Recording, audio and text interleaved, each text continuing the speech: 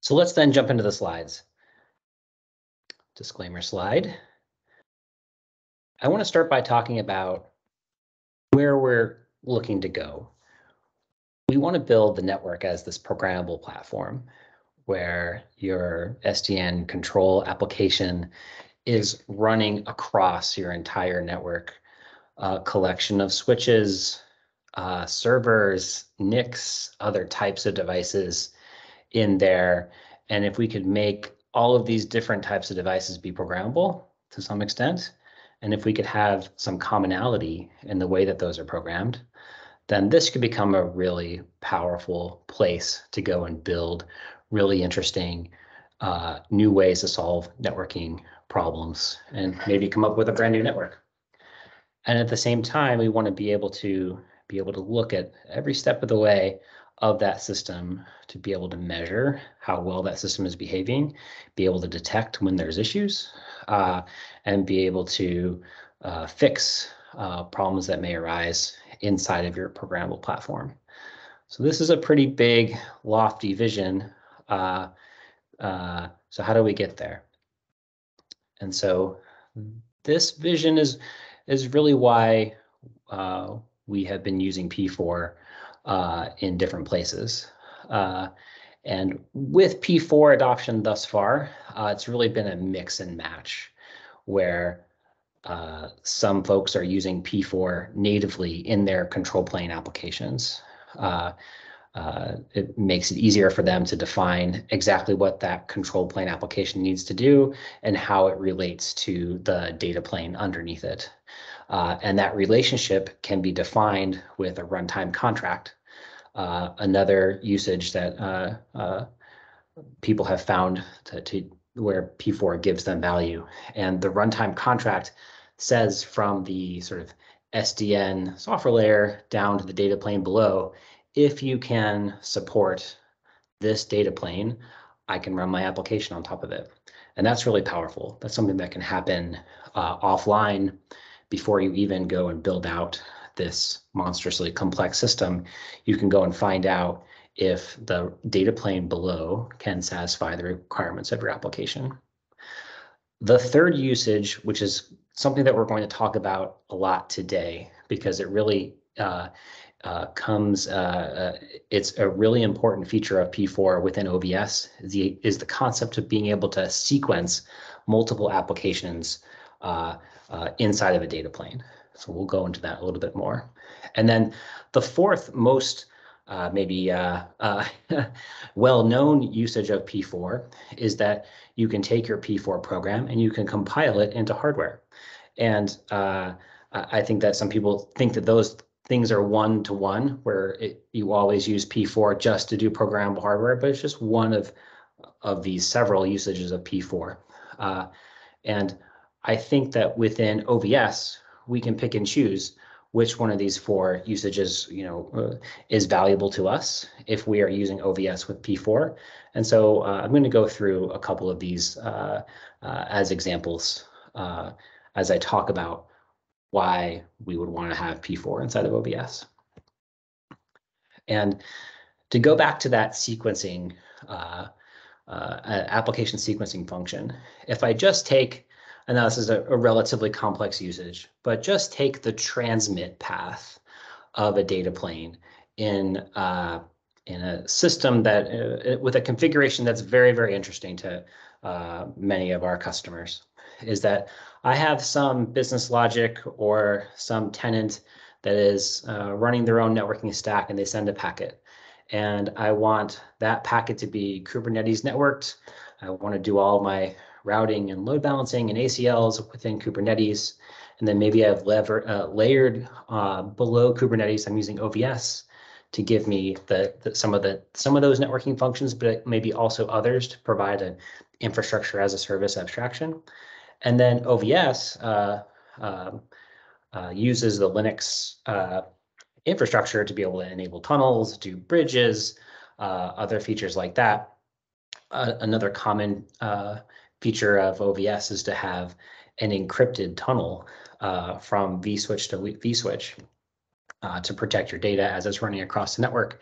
And then once that data is about to be sent out of the system, we might want to use routing all the way down to the server to be able to pick that uplink, pick the next switch to send that packet to for redundancy reasons. And so I've gone through all of these different data planes to the point where I finally can send that packet out over the network. That is a lot of complexity, and we're proposing to use P4 to be able to explicitly sequence all of these different functions and to be able to allow these data planes to have their own sort of life cycle throughout the system. And this is hugely valuable because oftentimes, if you did this in the Linux kernel, it's sort of unclear as to when exactly do all of these stages apply. You have to kind of step it through and make sure you fully understand.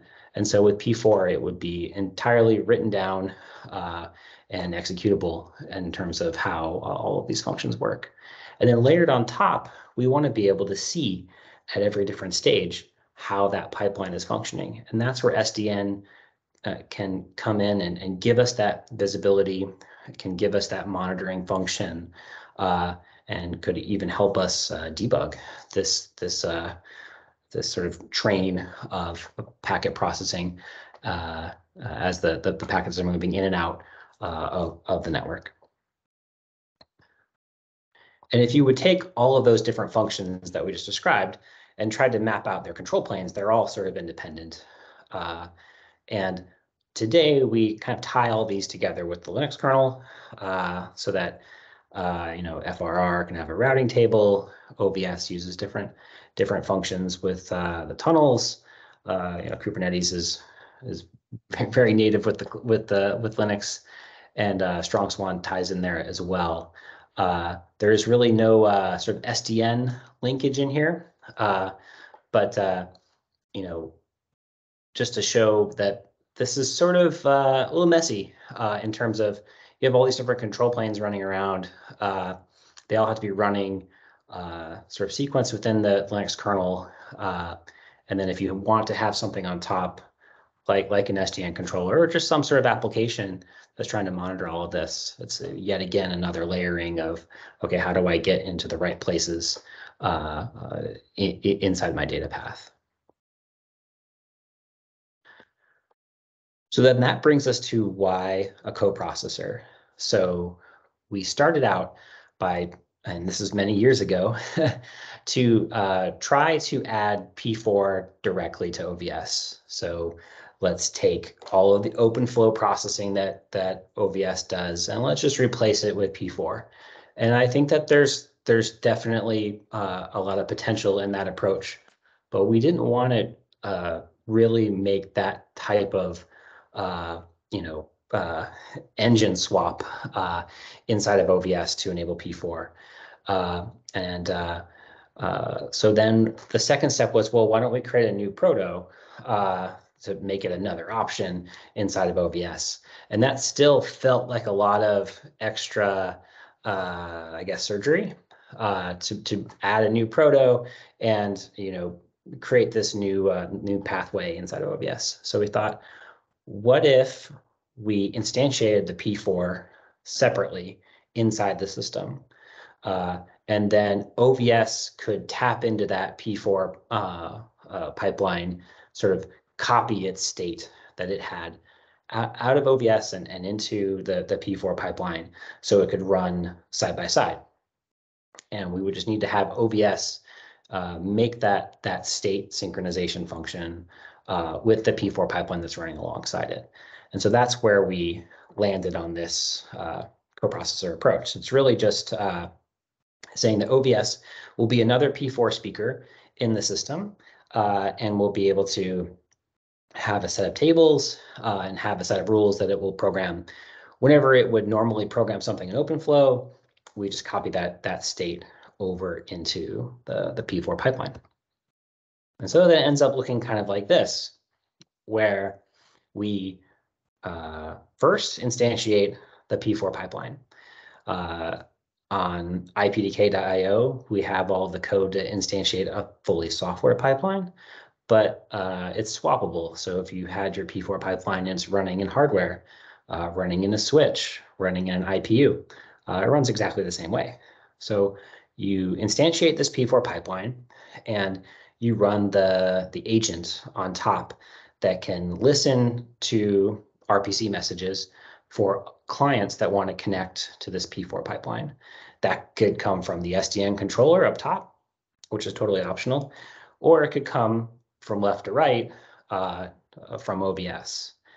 Now, a sort of a variation on this theme is, what do you do about all of the state that is still being put inside of Linux? It's still our main mechanism for keeping all of these different control planes synchronized. So what we have done, and it's really sort of a common mechanism that other projects like Sonic have done, is that we're listening to changes in the netlink over netlink sockets, changes to the Linux networking configuration space.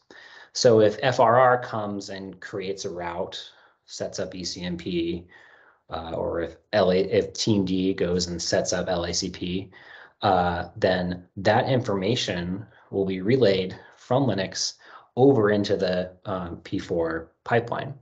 So we wanted to take that same mechanism where, if OVS goes and creates a tunnel, that tunnel information will go over netlink into the P4 pipeline.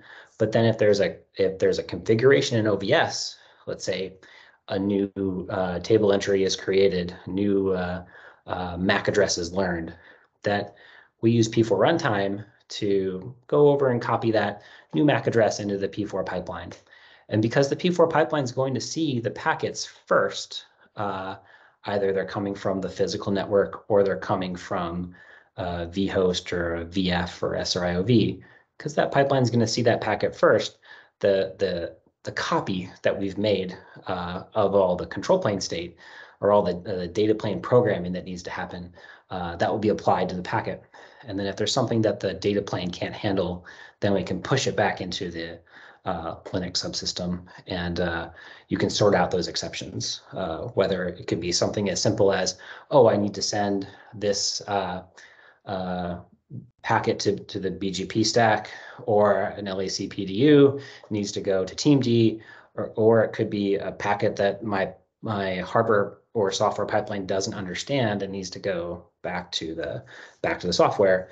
We can sort all that out and send it to the right place within the P4 pipeline below.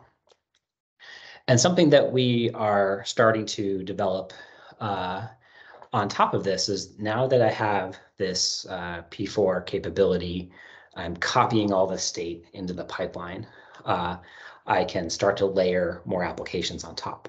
And so we have a new recipe on IPDK where we are doing offloading of the Kubernetes networking.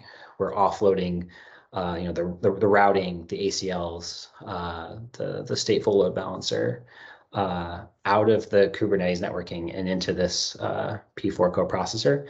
And in some places, it's using a lot of the configuration of OVS to be able to do that. Really similarly, we can do the same thing with Strong Swan, where the IKE stack may negotiate a new tunnel, put inside the Security Association database a new SA, and we can copy that out of Strong Swan, and over P4 runtime, send that over into the P4 pipeline. So we've taken all of these different independent control planes, and in some cases like Linux, we take a well-known path to copy the state of that control plane into the P4 pipeline. In other places, like in OVS, we're making modifications to OVS so that it can push this state over P4 runtime over into the data plane. So to do a double click on all of those different pieces, this is that same picture, just I guess with less icons. But you can see that at the bottom is our P4 DPDK pipeline. This part is swappable between a software and hardware piece. That P4 DPDK pipeline talks to vhost to get into guests.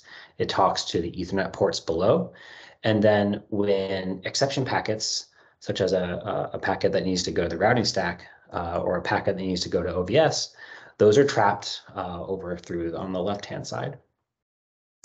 And then the top half are all these P4 runtime clients that are all being arbitrated in this central piece called infra P4D. Infra P4D, you'll see in the GitHub, is really just starting with Stratum and then adding some extra logic to be able to pull that netlink socket information from Linux. And we actually are converting that netlink socket to SCI, the switch abstraction interface from Sonic, and then we convert that into this interface we call TDI. It's a table driven interface. So we're sort of funneling all of this different configuration down, arbitrating between it so that the P4 pipeline, which is the thing that's below TDI, sees a single stream of configuration. And so all of these different control planes get brought all together and are able to control each of their individual table space, depending on what was set up at the beginning when that pipeline was instantiated. And so this is a picture of what you can set up today inside of our IPDK repo, which contains all of these different pieces. And in the case of OVS, as was presented a little bit earlier today, this is a fork of OVS where we are slowly honing our set of patches to try to minimize the amount of changes there. And so to recap all of that, we are trying to preserve all the existing data planes, and we are trying to add in, in the cases where you do need to go and move that state from from OVS to P4, we just translate those OpenFlow rules to set up P4 runtime function calls over RPC, and then that goes and sets that up inside of the pipeline. So that makes it extremely optional, but also we're trying to make this something that is added to the OVS solution overall without breaking stuff. So to summarize, you can run this today on IPDK. That version on IPDK it has a software target. We have two software targets that we're looking at. The default is using a DPDK user space pipeline, but there's also development of an eBPF pipeline. And we have this running on a couple different hardware targets, including switches and IPUs. And we really think that this can solve a really large space of use cases that start to get extremely complex without having to have brand new control planes or brand new concepts being introduced. We can sort of combine the pieces that you need. I need OVS, or I need Sonic instead, or I want IPsec, or I want some sort of different type of crypto. We can get to each one of these different types of usages and then combine them all together with P4. And then when we do that combination, OVS becomes just yet another control plane inside of the system.